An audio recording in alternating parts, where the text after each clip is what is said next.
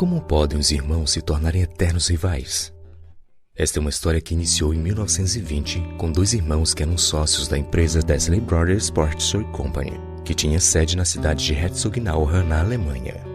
O primeiro era Adolf, que pensava e desenvolvia os sapatos. O outro era Rudolf, que os vendia. Apesar do sucesso nos negócios, as esposas de ambos não se davam bem e auxiliaram para o início de um conflito que nunca mais teria fim. Durante a Segunda Guerra Mundial, quando em um bombardeio, Rudolf e sua mulher se juntaram a Adolf e sua esposa para se proteger. A mulher de Adolf teria dito que os bastardos estão de volta, se referindo às forças aliadas. Mas a mulher de Rudolf convenceu o marido de que o comentário se dirigiu a ela e sua família. Além disso, quando Rudolf foi chamado para o serviço militar, ele suspeitou que tudo havia sido tomado por seu irmão e sua esposa para que ele fosse afastado dos negócios da empresa. Por causa destes muitos desentendimentos, em 1948 os irmãos decidiram se separar e criaram duas empresas. Adolf criou a Adidas, enquanto Rudolf criou a Puma. Os dois construíram fábricas concorrentes em lados opostos da cidade e criaram uma grande rivalidade entre os moradores, fazendo com que algumas empresas locais vendessem apenas de uma marca ou outra. A cidade chegou a ficar conhecida na época como a cidade dos pescoços tortos, já que os moradores olhavam primeiro para os sapatos da outra pessoa antes de iniciar uma conversa.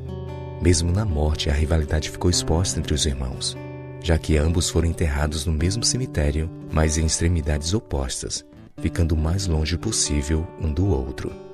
Infelizmente, esta história é apenas uma amostra das milhares que revelam que inimigos atuais já foram amigos no passado, mas por conta da imaturidade não conseguiram superar um problema. No capítulo 35 do livro de Ezequiel, encontramos o relato da rivalidade entre irmãos também. Esta seção relata a profecia de juízo contra os edomitas.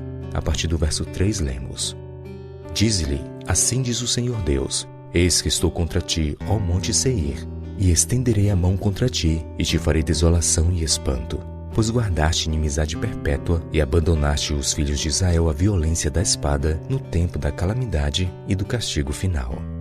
A inimizade perpétua referida no texto é uma alusão ao conflito que começou entre dois irmãos, Esaú e Jacó. Enquanto que de Jacó surgiram os israelitas, de Esaú descenderam os edomitas. Porém, mesmo após a morte de seus antepassados, eles ainda alimentavam o ódio contra o povo de Israel. A inimizade perpétua, como diz o profeta, já havia se tornado um legado negativo para as futuras gerações, e um conflito iniciado entre dois irmãos se transformou em uma guerra entre duas nações. Esse é o poder de problemas não resolvidos. Eles são como bola de neve, que crescem e afetam mais vidas do que podemos calcular. Essa é uma realidade que precisamos mudar. O orgulho precisa dar lugar à humildade, e o amor precisa reinar acima do ódio. Pois, infelizmente, precisamos concordar com o escritor francês Honoré de Balzac, que disse: o ódio tem melhor memória do que o amor.